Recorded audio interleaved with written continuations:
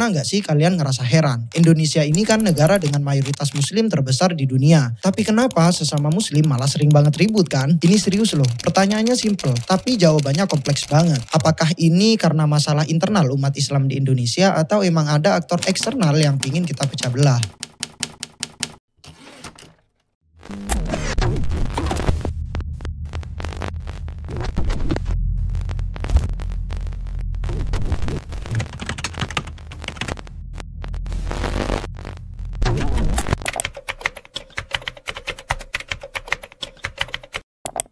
Sebelum kita bedah lebih dalam, gue pengen lurusin dulu nih. Yang gue bahas kali ini bukan soal beda ormas kayak NU atau Muhammadiyah ya guys. Tapi lebih tentang gimana cara pandang umum masyarakat terhadap Islam di Indonesia. Nah pertama kita bahas dulu soal peran ideal agama dalam masyarakat dari perspektif sosiologi. Ini menarik banget karena agama itu unik banget sebagai objek kajian. Ada pandangan negatif, ada juga yang positif. Contohnya Karl Marx, menurut dia agama itu semacam obat bius yang bikin manusia jadi pasrah dan malas berpikir kritis. Tapi gue mau highlight ya, Marx di sini sebenarnya nggak nyerang agamanya, tapi lebih kritik ke orang-orang yang ngegunain agama buat menormalisasi ketidakadilan. Misalnya kaum buruh yang diem aja pas dieksploitasi kaum borjuis di kala itu. Jadi jangan gampang ngomong agama itu candu tanpa ngerti konteks aslinya ya. Sekarang kita geser ke pemikiran positif tentang agama dari aliran strukturalis. Mereka bilang agama adalah bagian penting yang ikut membentuk moral masyarakat. Kita pasti sepakat dong kalau tiap agama ngajarin kebaikan. Tapi masalahnya baik atau buruknya agama di mata masyarakat itu tergantung cara penyampaiannya, terutama dari para tokoh agama atau ulamanya. Contohnya nih, kita lihat gaya ceramah Habib Rizik yang terkenal tegas, berapi-api dan frontal. Sisi positif dari gaya ini adalah mampu membangkitkan semangat dan kesadaran pada isu-isu tertentu yang dianggap perlu kritis sehingga efektif banget buat audien yang memang butuh suara lantang dan jelas. Tapi di sisi lain, pendekatan ini bisa memicu kontroversi, polarisasi, bahkan konflik, terutama di masyarakat yang majemuk dan sensitif. Sekarang bandingkan dengan gaya ceramah Profesor Quraish Shihab yang dikenal tenang, bijaksana, dan penuh kedalaman intelektual. Keunggulan gaya ini adalah mampu memberikan pemahaman agama secara universal, mendalam, dan bisa diterima oleh berbagai kalangan yang lebih suka pendekatan adem dan intelektual. Namun, gaya beliau ini kadang dianggap membosankan oleh audiens tertentu, terutama yang lebih suka suasana ceramah yang ringan, santai, dan penuh humor. Nah, perbedaan cara penyampaian agama kayak gini punya dampak yang serius loh, terutama dalam menciptakan polarisasi di masyarakat. Menurut teori konflik sosial dari Lewis Kosser, konflik sebenarnya nggak selalu negatif, bahkan bisa jadi positif selama dikelola dengan baik. Tapi nih, konflik akan jadi destruktif kalau intensitasnya terlalu tinggi, apalagi kalau dibalut emosi dan sentimen yang nggak terkendali. Nah, beda gaya ceramah yang terlalu mencolok bisa banget memperbesar celah perbedaan pandangan di masyarakat. Gaya yang frontal dan keras mungkin efektif buat mendorong perubahan cepat, tapi beresiko memecah belah kalau nggak disertai dialog sehat. Sebaliknya, gaya ceramah yang terlalu tenang dan intelektual bisa aja kurang efektif menggerakkan massa secara cepat. Padahal perubahan cepat juga kadang-kadang dibutuhkan dalam situasi tertentu. Kosser menegaskan yang penting adalah bagaimana konflik ini dikelola. Kalau masyarakat dan para ulama bisa membuka ruang dialog yang sehat, menerima perbedaan, dan mengedepankan diskusi ilmiah ketimbang emosi, maka konflik bisa menjadi sarana konstruktif yang bikin masyarakat makin dewasa dan kuat. Tapi kalau polarisasi makin tajam tanpa adanya jembatan komunikasi, efeknya bisa sangat bahaya. Masyarakat makin terpecah dan agama yang tadinya menjadi perekat malah berubah jadi sumber ketegangan yang bisa merusak harmoni sosial. Jadi cara penyampaian agama ini nggak cuma soal gaya doang, tapi berdampak nyata terhadap kohesi sosial dan stabilitas masyarakat kita.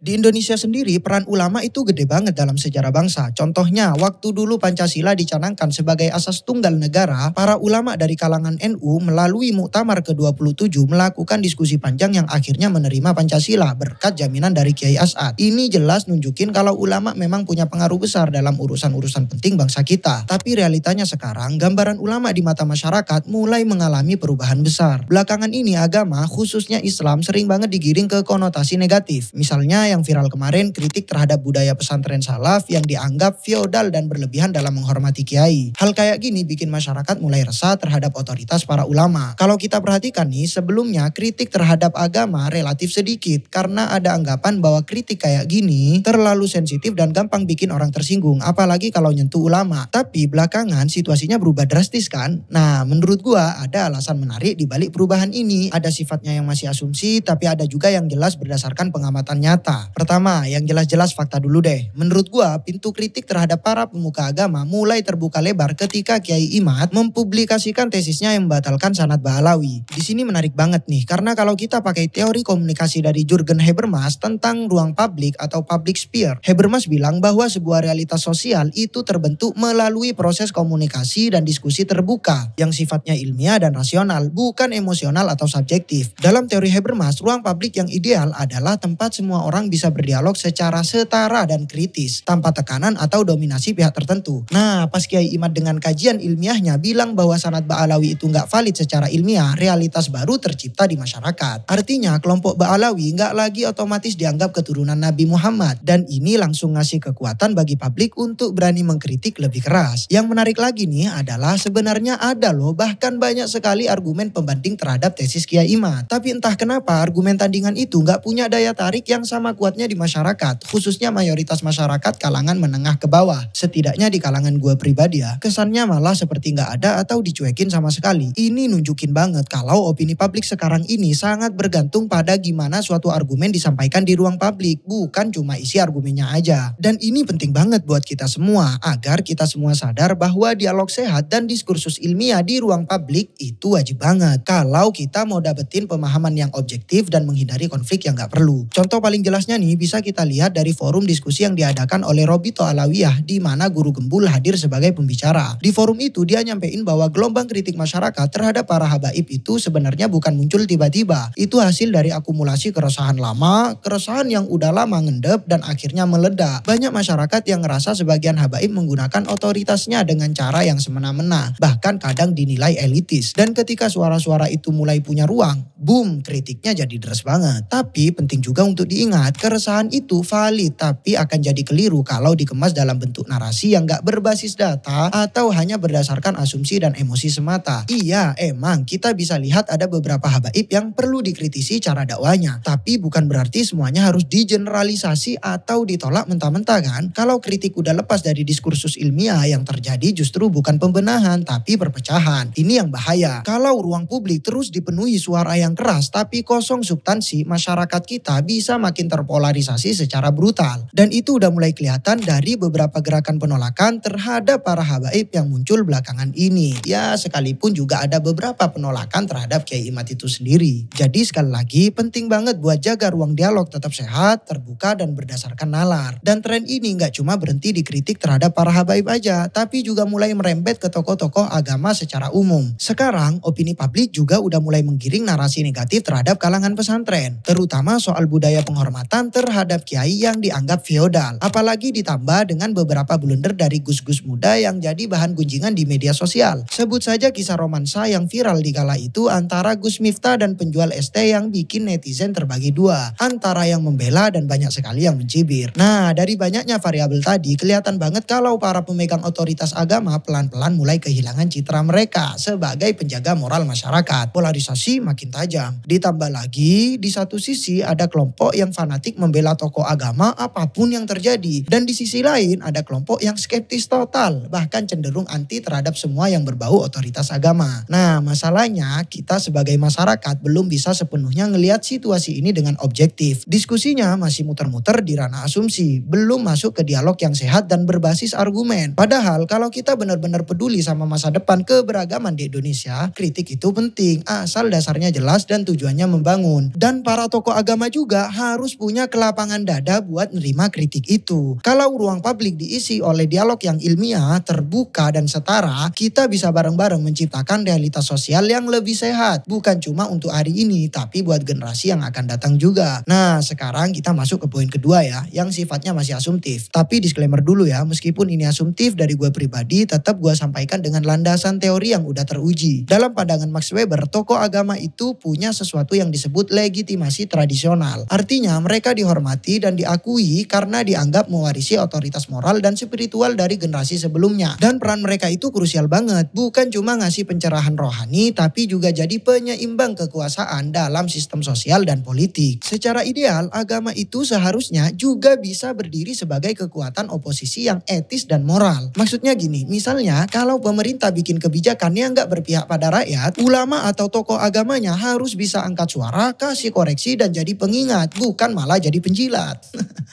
Nah, ketika tokoh agama punya kredibilitas dan kekuatan moral, pemerintah pun gak bisa semena-mena karena tahu ada pihak yang bisa jadi cermin dan pengawas. Tapi bayangin nih, kalau suara-suara itu mulai hilang karena kelakuan ulamanya sendiri, ditambah lagi penggiringan opini negatif yang terus-menerus terhadap ulama dan tokoh agama. Kalau otoritas moral ini hancur, maka dalam konteks demokrasi deliberatif ala Habermas, negara jadi kehilangan lawan tandingnya. Pemerintah bisa jadi superpower tanpa kontrol sosial yang seimbang. Dan kalau udah kayak gitu, inti dari demokrasi yaitu kesetaraan, diskusi terbuka, dan partisipasi publik pelan-pelan bisa hilang. Demokrasi tanpa pengimbang itu ibarat mobil yang ngebut tanpa ngerem, ujung-ujungnya bisa celaka. Jadi poinnya, ya walaupun ini masih dalam ranah asumsi pribadi ya, kita tetap perlu waspada. Jangan sampai otoritas agama yang seharusnya jadi penyeimbang justru lumpuh karena narasi-narasi negatif yang gak dibarengi dialog sehat, baik dari tokoh agamanya sendiri ataupun lainnya.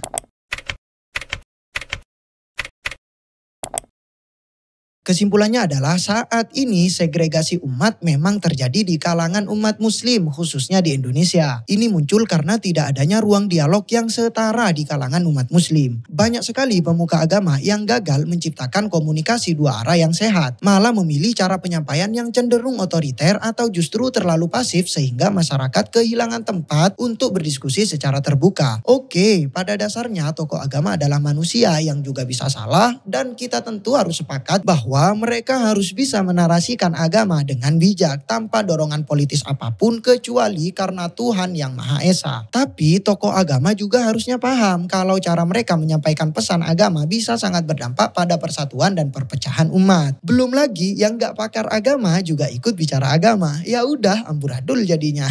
Dan yang paling penting kita nih sebagai pendengar jangan sampai terjerumus pada asumsi buta atau fanatisme buta yang bikin kita gak mau berpikir waras. Kita boleh banget berbeda pendapat, tapi ingat kita ini tetap satu kesatuan. Jangan sampai perbedaan berubah jadi pertikaian. Perbedaan bukan berarti permusuhan, bukan?